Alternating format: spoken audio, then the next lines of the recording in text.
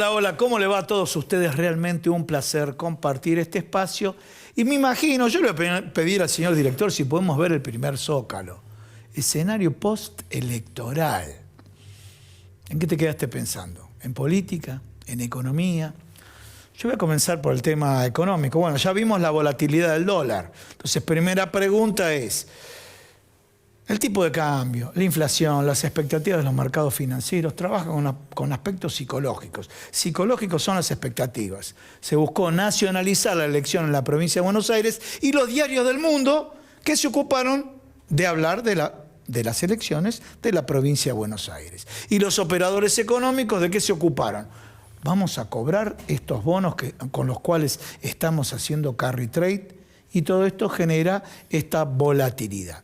Cuando hablo de esta volatilidad, que obviamente volatilidad implica incertidumbre, por otro lado también tenemos que hacer otra lectura. ¿Cuál sería la lectura?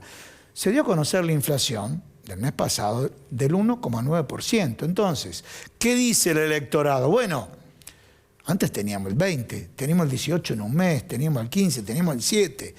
Realmente se desaceleró.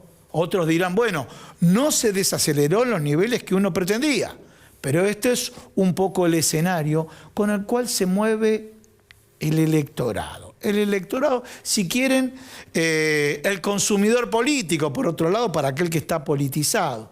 Entonces se presentan estas variables contradictorias. Se ven variables macros que andan bien y variables micros que de pronto no andan bien. Por ejemplo, la pequeña y mediana empresa, muchas de ellas que acompañan al gobierno actual, están pidiendo señales para las pymes. Hay otras pymes que se mantienen competitivas. Saben muy bien que en materia de consumo se han volcado en todo escenario, con el gobierno anterior y con otros gobiernos se han volcado segundas y terceras marcas los consumidores. Por lo tanto, este tema de controlar la inflación jugando con el consumo es una ecuación que los economistas lo tienen estudiado. Entonces la pregunta es, vienen controlando la inflación, ¿hasta cuándo y cuánto lo pueden aguantar? ¿Y por qué digo esto? Porque con la devaluación, la última devaluación que hubo, los precios internos no traccionaron tan adelante como ocurría en otras épocas. Ustedes se acuerdan que con el gobierno anterior, si había una devaluación del 4%, trasladaban a precios 2 puntos más por las dudas. Esto no está ocurriendo. En este escenario, con esta multiplicidad de información, vamos a analizar en instantes, a nivel político, ¿qué pasa? ¿Va a ser una réplica lo que ocurrió en la provincia de Buenos Aires? ¿Va a ser directamente proporcional al resultado nacional? Yo dejo la pregunta, no estoy haciendo una afirmación. Los que saben están acá para hablar del tema. Segundo tema, apareció. Yo lo llamo la Liga de Gobernadores porque algunos integran o no Provincias Unidas, pero aparecieron los gobernadores en un país federal a asomar la cabeza. El primero que diría que apareció fue Valdés, gobernador de Corrientes, donde ganó por una diferencia muy significativa. Dijo, no me llamen para la foto. Bueno, esto se repitió con distintos gobernadores que dijeron, busquen la foto del año pasado y colóquenla. Ahí lo tenemos al gobernador de la provincia de Corrientes. Dicho todo esto, sí, ahora ya comenzamos con nuestro analista político, Julián Libonati, de la consultora 3.0. Julián, muchísimas gracias por estar en el programa. ¿Qué tal, Gustavo? Gracias por la invitación. Mira, voy a hacer una cosa, esto se lo digo a ustedes mirándolo de frente. Le voy a tirar un chivo a la consultora 3.0, le voy a explicar por qué. Cuando fue el triunfo de Javier Milei como presidente, estuvo acá la titular Sheila Vilker y yo me quedé sorprendido. Sheila Vilker dijo, nos está dando las mediciones que gana Javier Milei y con una diferencia importante. Ahora les voy a mostrar la placa y ahora te pido a vos si podemos reflexionar sobre esta placa que la presentó hace un mes Sheila Vilker respecto de qué es lo que estaba pasando, discúlpenme, con el votante de Javier Milei. Mientras que tenemos acá la placa donde había un 15% que decía yo lo voté. Ahí lo tenemos, está en rojo para que ustedes lo sigan. Dice, antes votaba La Libertad Avanza y ahora no pienso votar este espacio. Miro este número y digo, a la pucha, ¿cómo le coincidió a ustedes? Ya sé que esto no era directamente proporcional un efecto hacia lo que sería Fuerza Patria, pero sin embargo tenían este indicador. Claro, de hecho, esta encuesta la sacamos a campo en el momento del caso Spanuolo, ese fin de semana, para evaluar los efectos que tenía en el comportamiento electoral. Se llaman estudios flash, que nosotros pretendemos medir a la opinión pública. Y una de las dudas era cuál es el efecto en el voto de este caso. Lo medimos también en la foto de Olivos. Y en este caso nos daba que de un núcleo cercano a 50 puntos que en mediciones anteriores estábamos registrando en La Libertad Avanza, había una fluctuación importante, había un fenómeno importante, una fracción importante de ese posible electorado de La Libertad Avanza que se ponía en el territorio de la duda, empezaba a dudar acerca de su voto, que es ese 15 puntos. 15% de la población del electorado total tenía en la cabeza poder votar a La Libertad Avanza y después del caso Spanuolo entraba en algún tipo de duda. Quiero repetir una frase tuya. Se ponía en el territorio de la duda. Exacto. Bien. De hecho, esto no es mecánico, no es una transferencia mecánica de 15 puntos a Fuerza Patria. Pero sabemos que se debilitó en 15 puntos y ustedes lo detectaron antes. Exacto, sabíamos que había una fracción, esta es una encuesta nacional, había una fracción del electorado que tenía el chip de votar a La Libertad Avanza, que después del caso Spanuolo se debilitó esa intención. Bueno, de hecho, en el primer test electoral que fue en la provincia de Buenos Aires, vimos como electorados que tenían una sensibilidad de voto de La Libertad Avanza, o por lo menos la Alianza Libertad Avanza más pro, que no fueron a votar, que no se presentaron a las urnas. De hecho, me parece que este dato explica ese comportamiento, por lo menos le da una pauta o le da un matiz interpretativo a ese comportamiento. Bien, clarísimo. Bueno, ahora tenemos que pensar en octubre. Escenario nacional, ya no es un escenario provincial. Sí sabemos lo que comenté hace un ratito. Bueno, Javier Milei nacionalizó la provincia y Axel Kicillof provincializó las elecciones porque se enfrentó no solamente con Milei, sino con Cristina. Y todavía le siguen facturando, entre ellos Mayra Mendoza. ¿Cómo estás viendo eso? ¿Lo va a debilitar para octubre? Me parece que la pregunta es si en octubre tenemos que esperar los mismos resultados yo sé por qué te digo que ahora en septiembre. Espérame. Y yo te lo adelanto. Sí, no, bien. O sea, no necesariamente tenemos que esperar esos resultados. Y te doy un ejemplo y te cuento pero por qué, cuál es la hipótesis. Pero quiero interrumpirte. ¿Sabes lo que pasa? Que desde el periodismo, no importa el signo político, los que son anti-kirchneristas dicen, bueno, están diciendo, ya tiene asegurado el triunfo Fuerza Patria. O sea, vos estás diciendo... Arranca en la pole position.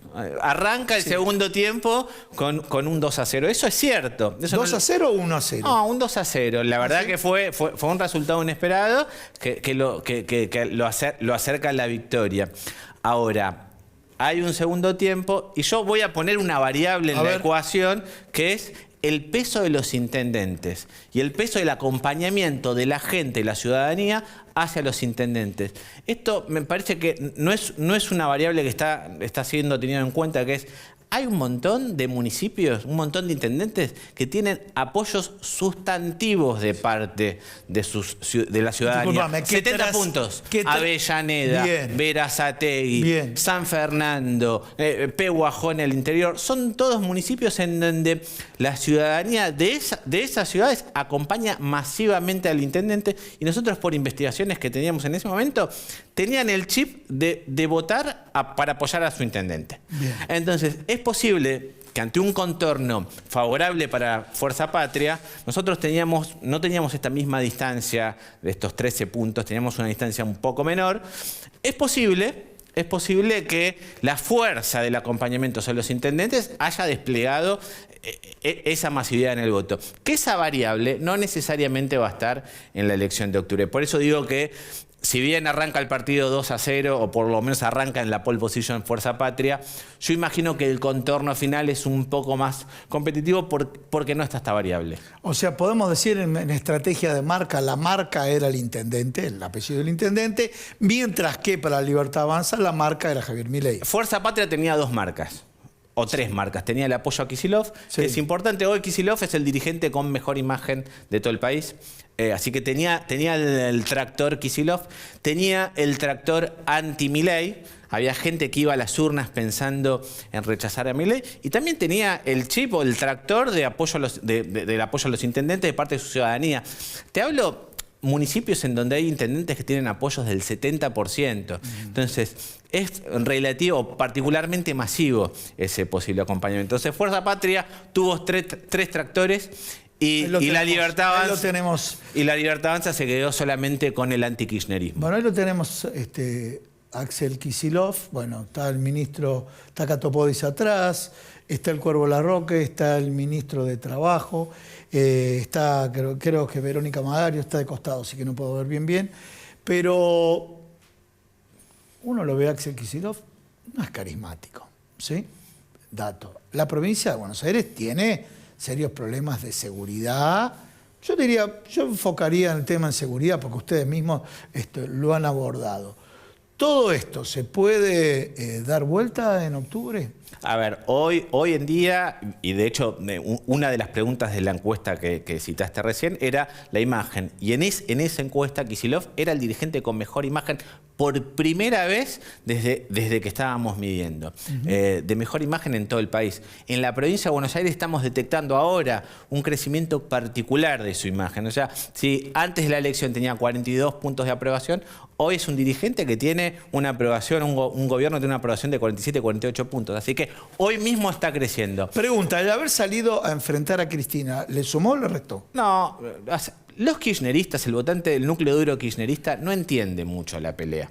¿No? Cuando nosotros preguntamos en grupos focales cómo se interpreta esa disputa, la verdad que no hay discursividad, no hay palabra, no hay discurso. Bien. No se entiende cuál es la palabra. Ahora, Kicillof tiene algún tipo de beneficio respecto a Cristina. ¿Cuál es? Que es kirchnerismo y algo más. Porque para ser el dirigente con mejor imagen estamos diciendo que está relevando, por lo menos toma la imagen positiva del votante típicamente kirchnerista, pero además tiene la capacidad de convocar a una mínima fracción de la opinión pública que no es peronista, kirchnerista, y no que tiene una buena imagen. Entonces ese es el diferencial. Pero con esta foto, ¿no está el fantasma de Alberto Fernández?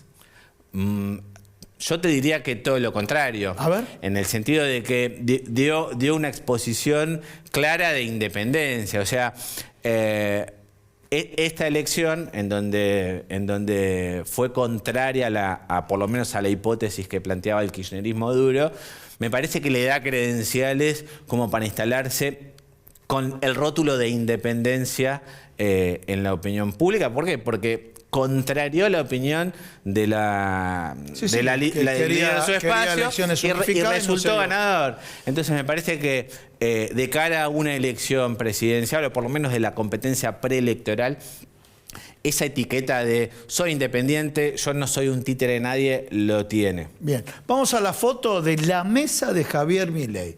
Ocurrió el resultado electoral, nacionalizó la campaña, entonces, bueno, había que salir a comunicar y desde los medios, ¡chan!, dijeron, están todos serios acá. Dijeron, a ver, primero, del punto de vista del fotoperiodismo, ¿convenía esta foto? Acá hay un debate entre forma y fondo. Sí, a ver, si vamos a la forma, si están todos serios, es una imagen rara. Sí, rara no sí. Hay luz, no hay luz. No hay luz. Sí. Hay muchas sombras. Entonces, si vamos a la forma, me parece que obviamente tiene atributos negativos. Ahora, yo quiero ir al fondo. A ver, vamos al fondo. Yo quiero ir al fondo, que está dando un mensaje de unidad, o por lo menos hay un coro, o por lo menos se busca construir un coro oficialista. Bien. Y esto es importante porque hoy estamos transitando un desorden comunicacional del gobierno terrible. Terrible. Bien. Adorni, que es el vocero, no sabe, claro, para dónde ir. No aparece. Sí. Entonces me parece importante para ese. Estoy señalándolo Guillermo Franco, ¿no es el ganador en esta foto? Yo no sé si hay ganadores. En esa foto, digo, por su rol, porque, a ver, cuando ocurrió el tema de la hija de Luis Juez, fue Guillermo Franco a repudiarlo el gordo. Lo que vos estás diciendo es que en verdad, más que un triángulo hay un cuadrilátero. Sí. Hay un cuadrilátero de hierro ahora. Hexágono, hay un hexágono. No sabemos cuál es la forma geométrica. Si lo interpretamos de ese lado, puede ser. Ahora, nada, viendo los resultados, yo no sé si son ganadores, si son perdedores. Claramente hay una situación de crisis, hay una crisis interna, y que lo que esta foto revela es que están buscando darle orden comunicacional y orden Bien, estratégico. te cierro con esto. No, está buenísimo lo que estás diciendo. Viste que la tele es tirana, por eso te corté. Si no, señores, lo dejaría hablar una hora. Sí, me va a pasar en el próximo bloque lo mismo. Pero a ver, cerremos con los gobernadores. La Liga de Gobernadores. ¡Chan! Aparecieron. Somos un país federal. Es clave. Yo lo que me pregunto, cortémosla siendo porteño, cortémosla con los porteños con el ambacentrismo. Lo primero que diría, en algún momento, tiene que emerger alguien. Y empezaron a hablar. Estamos viendo, de acuerdo al protagonismo o no, por ejemplo, Maxi Puyaro, Torres, de pronto muy simpático, creo que el gobernador de Salta, que dijo que somos paloma de iglesia, que bueno, que lo llaman y terminan defecando en ellos, piden fidelidad y bueno, conclusión. ¿Qué No, pasa es con clave. De hecho, si aparece una foto, yo te diría que es una foto clave. ¿Por qué? Porque hasta antes de la aparición del espacio de los gobernadores, como Sí. dice la gente, Sí. antes de esa aparición, era una pelea de ¿cuántos? De dos. En el ring se subían dos. Sí. El peronismo y el kirchnerismo. Bueno, Sí. nosotros estamos relevando hoy que el escenario electoral con estos nuevos actores es un escenario de tres.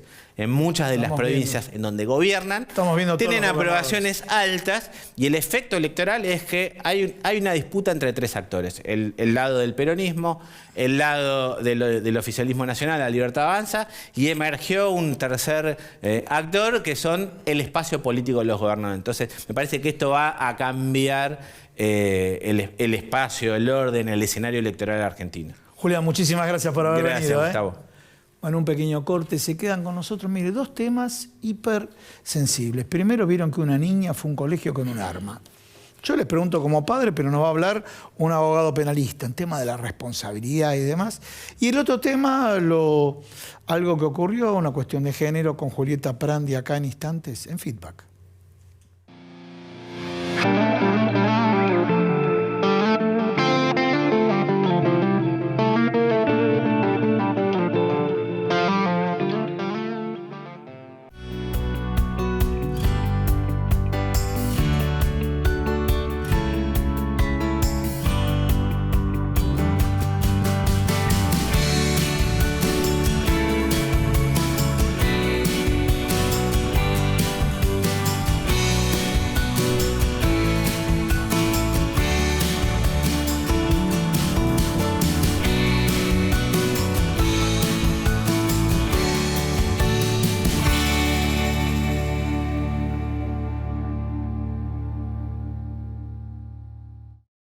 Nosotros, los pequeños empresarios, nos unimos para hacer crecer nuestras voces, nuestros derechos. Contamos con más de 200 socios unidos por un mismo fin: hacer que las pymes sigan creciendo. Somos APIMEP, Asociación de Micros, Pequeñas y Medianas Empresas del Plástico.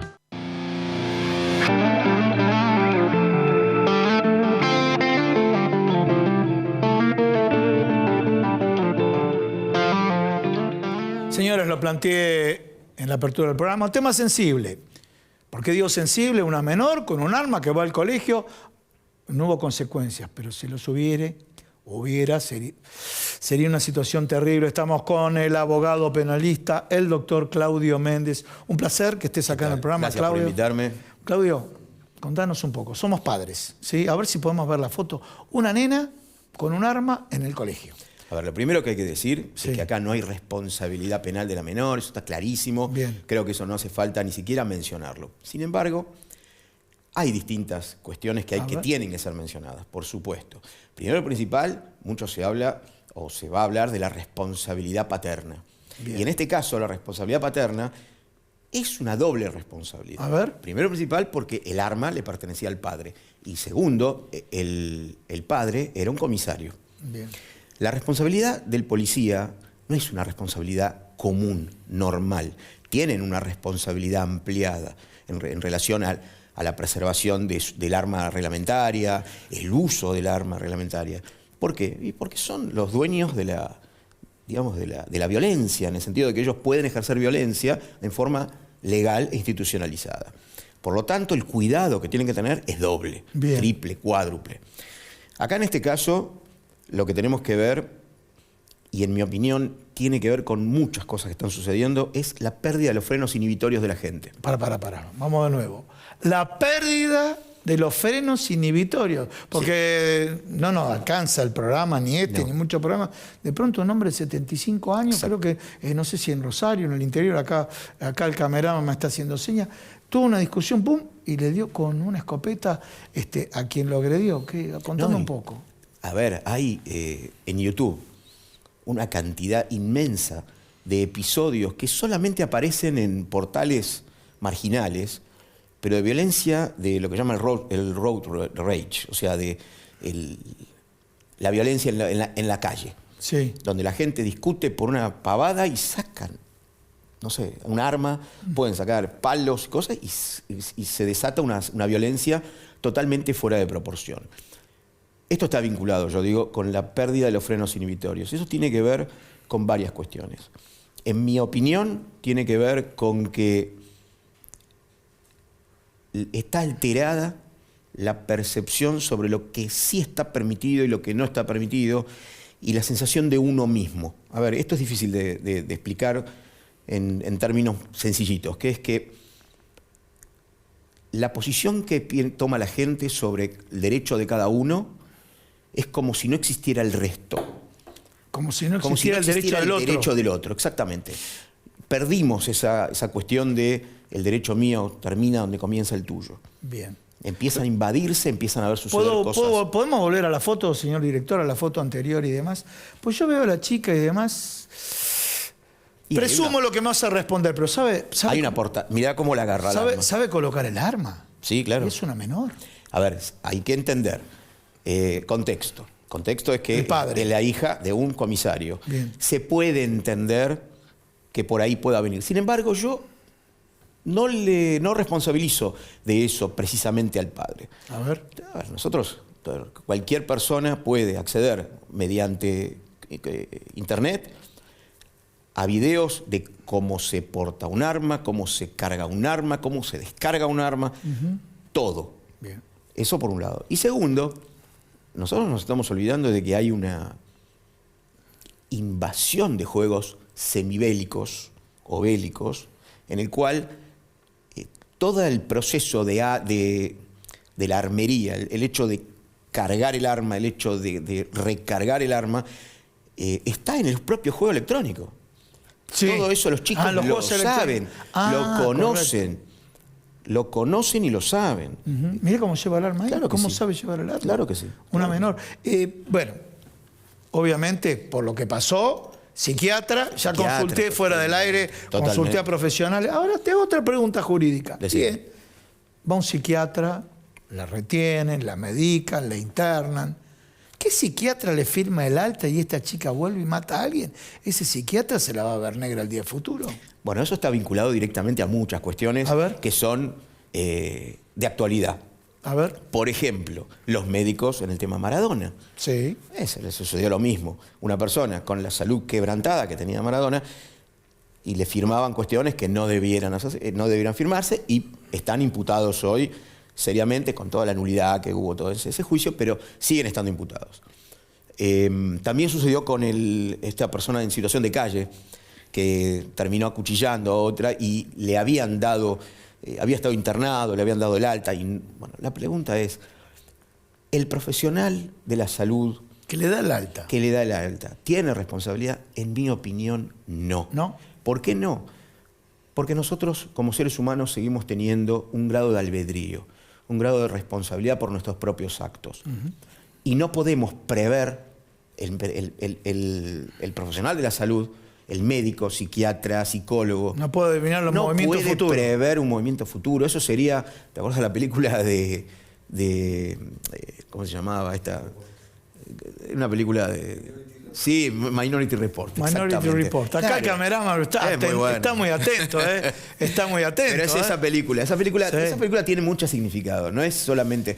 Porque se llama Condena Previa, creo que en castellano. La realidad es que eso tiene significado de análisis, porque muchas veces el público pretende, la gente pretende, condenas previas. Vos no lo viste venir. ¿Cómo es que no viste esto? Los padres, los chicos. Te lo hago al eso revés. no sirve. Jurídicamente tenés razón. Totalmente. Pero un buen psiquiatra le pasa esto. Lo da de alta porque piensa que está bien. Pasa algo, viene otro abogado de tu profesión que está del Lo van otro a lado hacer. y le va a pasar muy mal. La va a pasar muy mal. La va a pasar muy La va mal. a pasar muy mal. En mi Entonces, opinión, la va a pasar muy mal porque nosotros vivimos en un momento de subjetivización de la justicia que está vinculado con lo que puede ser, probablemente hablemos dentro de un rato, Sí. que es a ver, el derecho penal se ocupa de acciones y no de acciones que se realizan. Sí. No lo que pudo haber ocurrido. No lo que pudo haber ocurrido, exactamente. Entonces, no podemos someter al escrutinio del derecho penal cuestiones que o no han sucedido o que no pudieron ser previstas. Clarísimo. ¿Entendés? Eso es así. Yo Bien, personalmente sostengo esa posición. Para cerrar, pero tenemos muy poquito tiempo, Decime. Julieta Prandi. Tema Julieta A ver si Prandi. tenemos Hay Julieta un tema. Prandi. Acá están jugando dos temas, perdóname que te lo. Sí. Porque si no se me va a escapar. Sí. Está jugando el tema de la perspectiva de género, Sí. que es una. Ahí lo tenemos, la foto. Sí. Sí. El tema de la perspectiva de género es una obligación legal que fue impuesta al sistema judicial argentino por medio de un tratado, el Tratado de Belém do Pará, en el cual se imponen determinados criterios para evaluar testimonios producidos por las mujeres.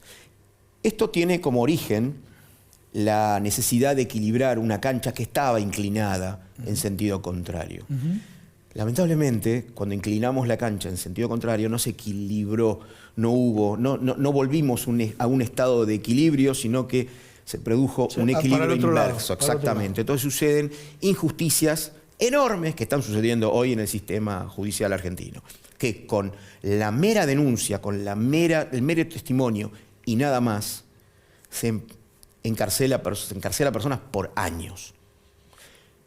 Como sistema judicial... Vamos a este caso puntual. Vamos Sí. al caso puntual. Acá hay un tema... Ella obviamente se hace denuncias. Él, me contaba fuera del aire, él no quiso aceptar el juicio por jurados. No.